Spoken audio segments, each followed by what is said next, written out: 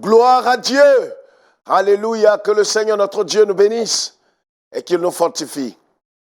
Rendons grâce à notre Dieu. Grand Dieu, nous voulons te dire merci de nous donner l'occasion d'entendre ta parole et d'être debout. Merci Seigneur notre Dieu de disposer notre être intérieur. Merci Seigneur de nous communiquer ta pensée. Merci pour ta grâce qui repose sur nos vies. Seigneur, que personnellement je diminue, que toi seul sois élevé. Enrichis-nous par ta parole, révèle-nous ta pensée. Au nom de Jésus-Christ, notre Seigneur et Sauveur. Amen.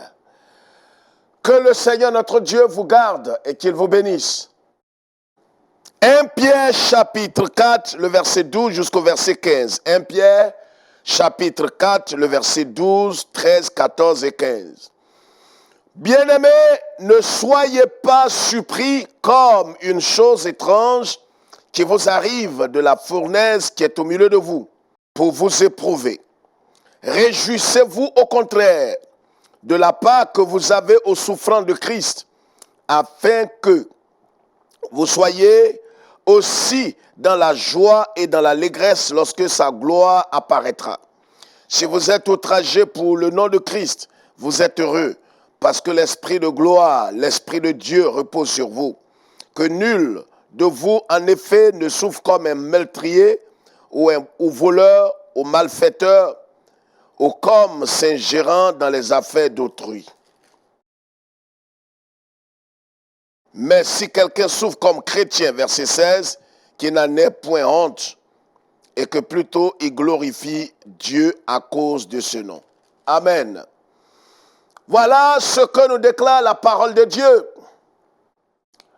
par la bouche de Saint Pierre, apôtre de Jésus-Christ.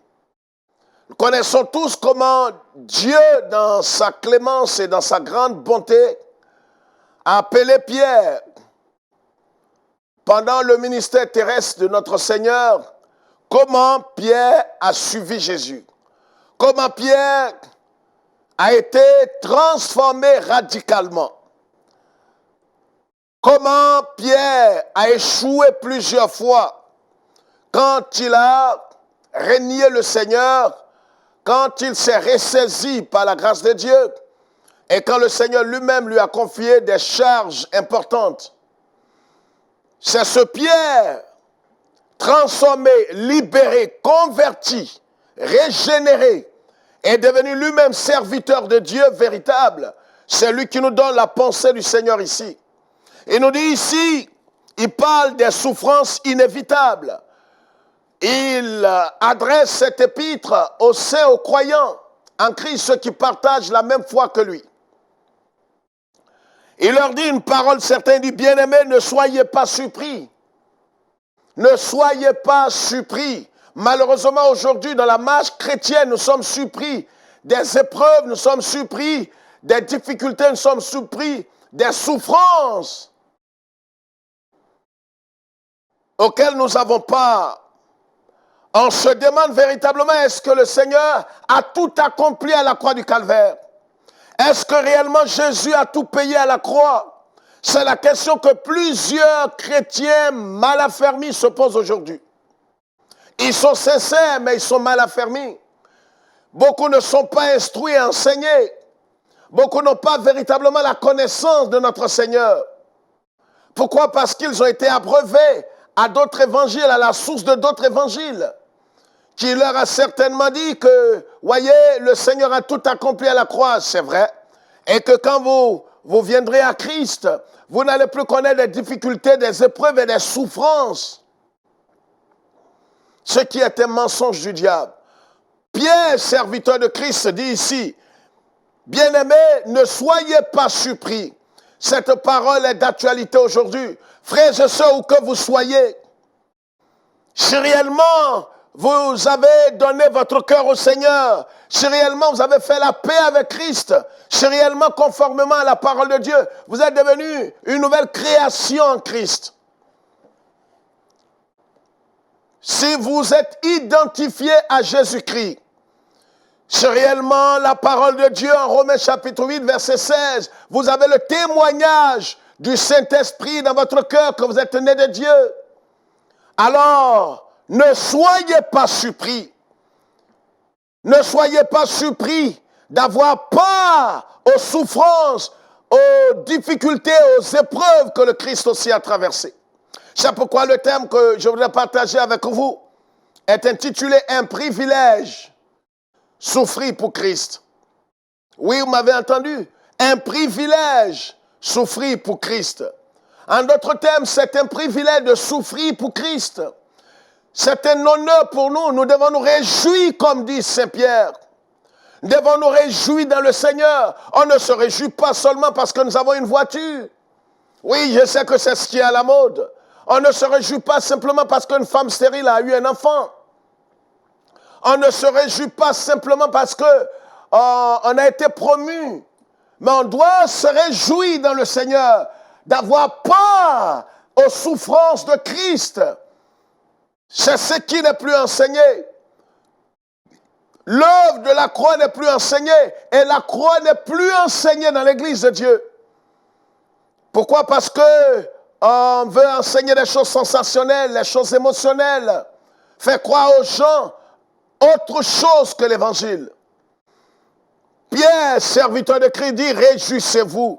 Bien-aimés, ne soyez pas surpris, comme il dit au verset 12. Comme une chose étrange. Et c'est pourquoi beaucoup aujourd'hui sont perturbés, sont agités. Ils se demandent, mais comment est-ce que de telles choses peuvent-elles m'arriver? Comment de telles choses peuvent-ils arriver dans ma vie? Surtout que je suis chrétien, né de nouveau. J'apporte ma dîme. Comment se fait-il que je peux faire? Ma femme peut-elle faire des fausses couches? Je crois que c'est une malédiction familiale et ancestrale. Voilà le langage que les soi-disant chrétiens tiennent aujourd'hui. Certainement que ce sont les sorciers qui ont frappé les entrailles de ma femme. Peut-être. Alors on voit les sorciers partout. On ne peut pas croire un tant soit peu que si réellement nous sommes nés de Dieu, si réellement nous avons Christ, le diable peut nous attaquer, l'ennemi peut nous attaquer, mais nous sortirons toujours plus que vainqueurs. Et que nous avons part aussi aux souffrances. Nous avons part aussi aux épreuves. Est-ce parce que nous sommes chrétiens nés de nouveau que nous ne pourrons plus traverser les épreuves, que nous n'allons plus aussi souffrir? C'est parce que dit l'Évangile, le vrai Évangile. Bien-aimés, ne soyez pas surpris comme une chose étrange qui vous arrive de la fournaise qui est au milieu de vous pour vous éprouver. La fournaise est au milieu de nous, enfants de Dieu, pas pour nous tuer, pas pour nous rejeter, pas parce que Dieu nous désapprouve, pas parce que ce sont les sorciers qui le font, mais pour nous éprouver, c'est Dieu qui nous éprouve. C'est pourquoi où que vous soyez, quoi que vous fassiez, si vous êtes en train de traverser, vous aussi la fournaise, une épreuve difficile, vous avez perdu un être cher, vous avez perdu un homme, une femme, un enfant. Vous venez d'être renvoyé à cause de Christ. Parce que vous avez décidé de ne pas vous compromettre. Certains ont été renvoyés. Je connais un frère, un fils dans la foi, qui a été renvoyé de son service il y a quelque temps en arrière, des années en arrière, simplement parce qu'il a refusé de se compromettre, de faire allégeance à une société secrète. Il était un haut cadre dans son pays, mais parce qu'il a refusé de faire allégeance, et il a entendu l'évangile avec nous depuis des années, il a compris que vaut mieux perdre sa vie, vaut mieux s'attacher à Christ, vaut mieux être renvoyé de son service que de se compromettre, que d'aller se soumettre et de faire allégeance aux œuvres sataniques, aux sociétés secrètes. Vous comprenez? Aller s'engenouiller devant les statues, aller faire allégeance à des ordres maçonniques et des pouvoirs occultes. Il a été renvoyé. comme un malpropre. C'est ça, prendre part au souffrant de Christ. Il ne souffre pas parce qu'il est impudique. Il ne souffre pas parce qu'il est adultère. Il ne souffre pas parce qu'il a volé. Il ne souffre pas parce qu'il est impoli et arrogant. Il souffre à cause de Jésus-Christ, parce qu'il refuse de se soumettre aux ordres des ténèbres. Il refuse de se compromettre. Il refuse d'aller salir le nom du Seigneur. C'est ça, prendre part au souffrant de Christ. Jésus a tout payé, c'est vrai. Il a payé pour notre salut. Il a payé pour nos péchés, pour que nous n'ayons pas la vie éternelle. Mais en même temps, nous devons comprendre que dans la marche, il y aura un temps où nous serons exposés, nous serons appelés à souffrir avec Christ. C'est ce que Saint Pierre nous dit par l'Esprit de Dieu. C'est pourquoi ne soyez pas surpris, frères et sœurs. C'est un privilège, c'est un honneur de souffrir pour Christ. C'est vrai qu'un autre évangile vous dira, non, c'est pas normal. C'est pas normal. Certains ont appelé leur ministère ou leur église terminus de souffrance. Quelle idiotie, quelle bassesse. Est-ce qu'il y a un ministère ou une église qui serait un terminus de souffrance sur la terre? Terminus de souffrance, est-ce qu'on se comprend? Il n'y a pas de terminus de souffrance. Comprenez? C'est pourquoi ne vous laissez pas berner, frères et sœurs. L'évangile de Jésus-Christ vous appelle à comprendre véritablement l'esprit de la parole. Si réellement nous appartenons à Christ, nous allons aussi marcher comme Christ a marché. C'est ce que Pierre dit ici. Ainsi donc, au chapitre 4, le verset 1er, il dit, ainsi donc Christ, ayant souffert dans la chair, pas la chair de péché, mais la chair, le corps physique, vous aussi, armez-vous de la même pensée, car celui qui a souffert dans la chair en a fini avec le péché. Christ lui-même a souffert dans la chair.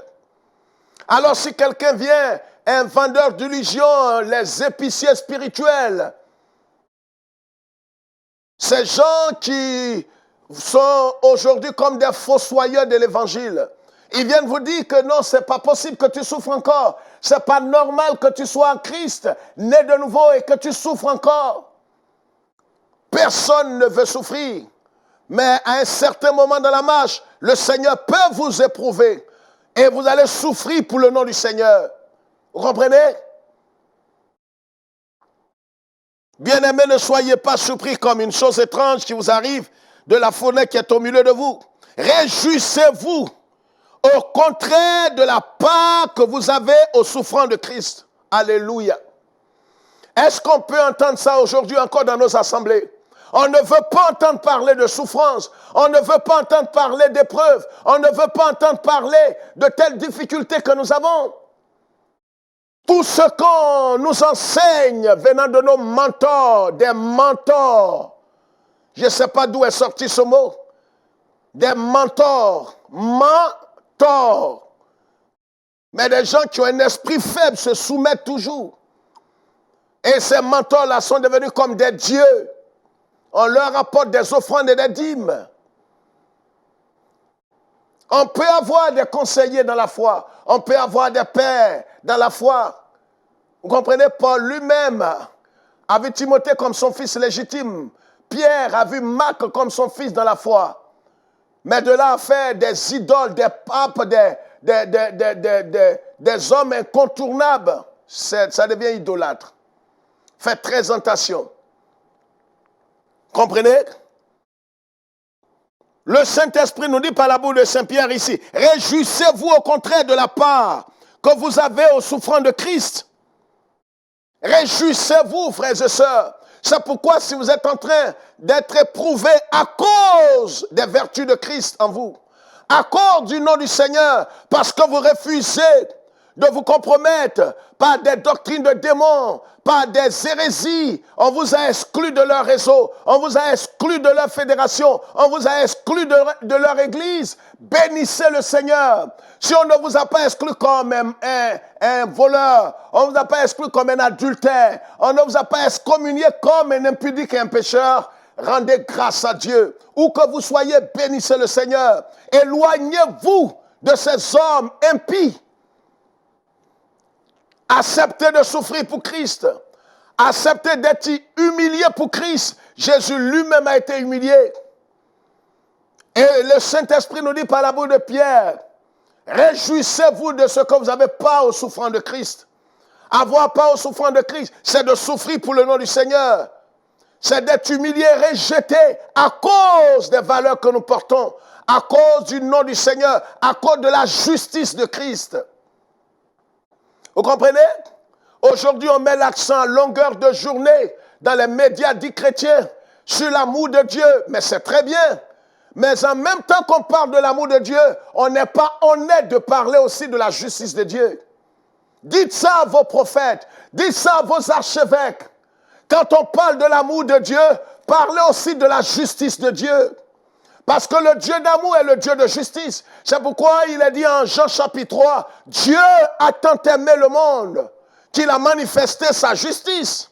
Il a tellement aimé le monde qu'il a envoyé son Fils mourir à la croix pour que nous soyons sauvés. Vous ne pouvez pas prêcher l'amour de Dieu pour berner les gens, parce que Dieu est amour, ne jugez pas, ne jugez personne. La Bible dit de se juger entre nous. Arrêtez de distraire les gens dans vos médias. Arrêtez de distraire les gens à l'église. Arrêtez de distraire les fidèles. Quand on prêche l'amour de Dieu, on doit prêcher aussi la justice, sinon ça devient une séduction, un club de voleurs.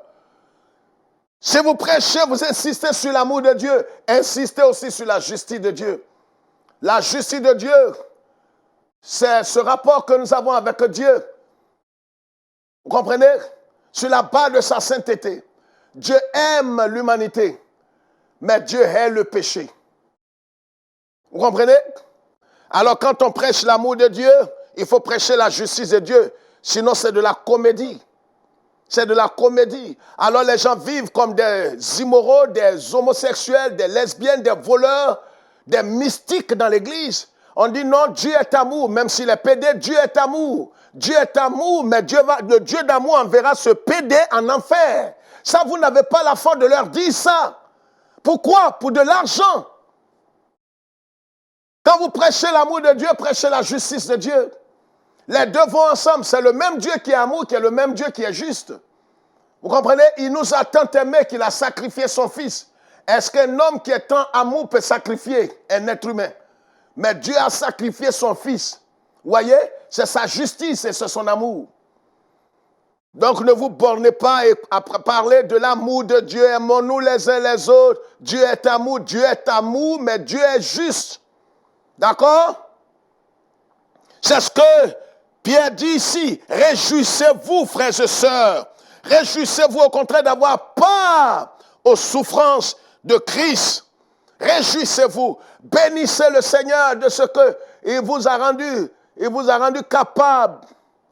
Il vous a fait grâce d'avoir part aux souffrances de Christ. C'est un honneur et c'est un privilège. C'est pourquoi je dis un privilège, souffrir pour Christ. C'est un honneur de souffrir pour Jésus. Peut-être que vous êtes en prison. Peut-être que vous avez été maltraité, chassé de votre foyer. Peut-être que vous avez été excommunié.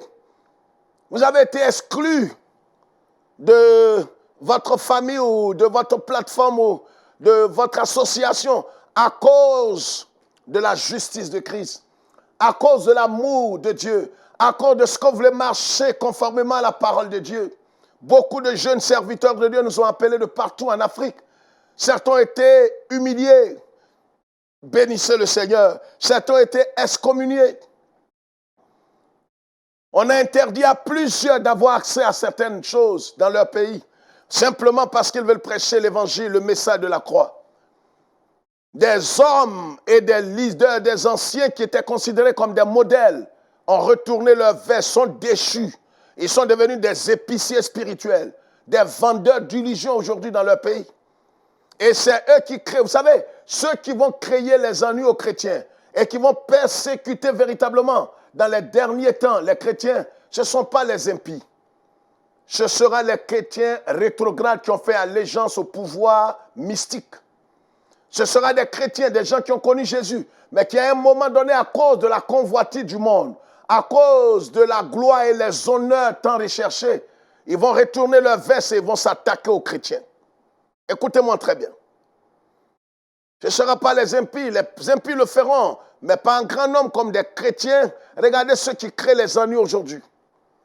ce sont des chrétiens qui ont rétrogradé, qui ont encore le manteau de chrétien ou de pasteur. C'est ceux-là qui attaquent les chrétiens. C'est pourquoi gardons la foi, ayons les yeux sur Jésus. Bien-aimés, le Saint-Esprit nous dit par la bouche de Pierre, réjouissez-vous au contraire de la part que vous avez aux souffrants de Christ, afin que vous soyez aussi dans la joie et dans l'allégresse lorsque sa gloire apparaîtra. Alléluia. Lorsque sa gloire apparaîtra, le Christ, sa gloire apparaîtra.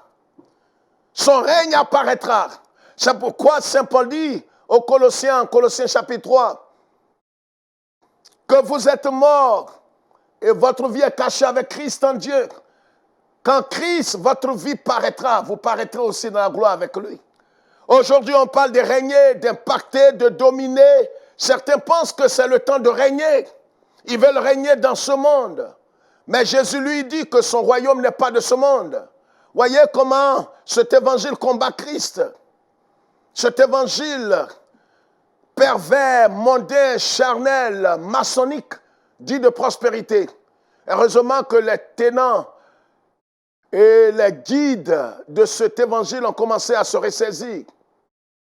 On prie que leurs adeptes en Afrique et dans le monde aussi les suivent dans la bonne voie et se repentent et jettent cet évangile. Vous comprenez? Réjouissons-nous d'avoir part aux souffrances de Christ.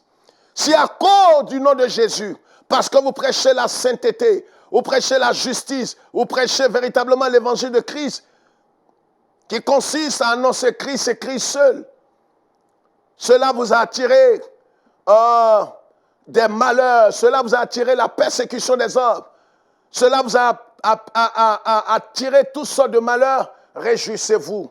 Ne vous découragez pas. Ne dites pas, mais je ne sais même pas ce qui m'a poussé à vivre là. Oui, quand vous déciderez, c'est ce que Paul dit en Timothée, il dit, tous ceux qui chercheront à vivre pieusement seront persécutés. Bien-aimés frères et sœurs, si vous voulez vivre selon les standards du monde, vous voulez vivre selon les principes de Satan, vous voulez vivre selon les principes de l'évangile pervers et mondain, alors c'est sûr et certain que vous n'allez pas connaître ces souffrances. Vous n'allez pas connaître ces difficultés. Mais tous ceux qui voudront vivre pieusement en Christ seront persécutés, seront éprouvés. C'est pourquoi si à cause de Jésus, comme il le dit, si vous êtes outragés pour le nom de Christ, vous êtes heureux. Alléluia. Si on vous insulte, on vous marginalise, on vous calomnie, on vous exclut à cause de Jésus-Christ, rendez grâce à Dieu. Bénissez le Seigneur. Si vous êtes outragés pour le nom de Christ, vous êtes heureux. Parce que l'Esprit de gloire repose sur vous. Alléluia. L'Esprit de gloire repose sur vous. Si vous êtes persécuté, humilié, madame, vous avez été exclu de votre foyer parce que vous voulez vivre dans la sainteté, dans la pureté. Vous ne voulez pas vous compromettre. Monsieur, on vous a exclu de votre travail. Simplement parce que vous ne voulez pas faire allégeance à ces démons. Vous n'avez pas fait allégeance à ces sociétés secrètes. Rendez grâce à notre Dieu. L'Esprit de gloire, dit la Bible, repose sur vous. L'Esprit de gloire repose sur vous. Alors mon fils spirituel qui a été exclu il y a quelques années de son travail parce qu'il ne voulait pas faire allégeance à cette société secrète, son patron et tous ces hommes étaient plongés dans ces sociétés secrètes. Aujourd'hui, Dieu lui a ouvert une porte plus puissante, plus grande, avec un salaire plus élevé que ce qu'il avait de l'autre côté. Frère, nous ne sommes pas ici pour vous raconter des idioties et des mensonges. L'évangile est pratique et l'évangile est vécu. Voyez, si vous voulez vivre pieusement pour Christ, vous serez éprouvé et persécuté. Mais Dieu vous relèvera. Il vous bénira. Et la bénédiction sera plus grande que ce que vous avez perdu. Vous comprenez? C'est des choses pratiques et tangibles. C'est pourquoi nous rendons grâce à notre Dieu. Nous bénissons notre Seigneur. Et il termine en disant que nul de vous, en effet, ne souffre comme un meurtrier, comme un malfaiteur, comme quelqu'un s'ingéra dans les affaires d'autrui. Bien-aimés frères et sœurs, ne dis pas non, mais c'est à cause du nom de Jésus. Oh, tu es adultère, tu es pédé, voleur. Non, tu ne souffres pas à cause de Christ. Tu souffres pour tes propres péchés. Mais si, à cause du nom de Jésus, parce que tu veux vivre pieusement, tu ne veux pas te compromettre dans l'entreprise, on t'a dit de faire de la surfacturation, tu ne veux pas le faire. Et pour cela, on te renvoie, le Seigneur te dit que sa grâce et sa gloire est sur ta vie. Et le Seigneur ne te laissera pas dans cette position. Il te relèvera et te bénira. Soyons prêts, frères et sœurs, à souffrir pour Christ. C'est un honneur et un privilège de souffrir pour Jésus. Que sa grâce soit sur nous. Que sa protection soit notre partage. Réjouissez-vous toujours dans le Seigneur. Dit Saint Paul, je le répète, réjouissez-vous. N'ayez pas honte et ne soyez pas abattus sans mesure de ce que vous souffrez pour le nom de Christ. C'est un privilège et un honneur de souffrir pour Christ. Ne souffrez pas comme un voleur, un adultère, un menteur, un arrogant, mais souffrez pour Christ parce que vous êtes dans la justice de Christ.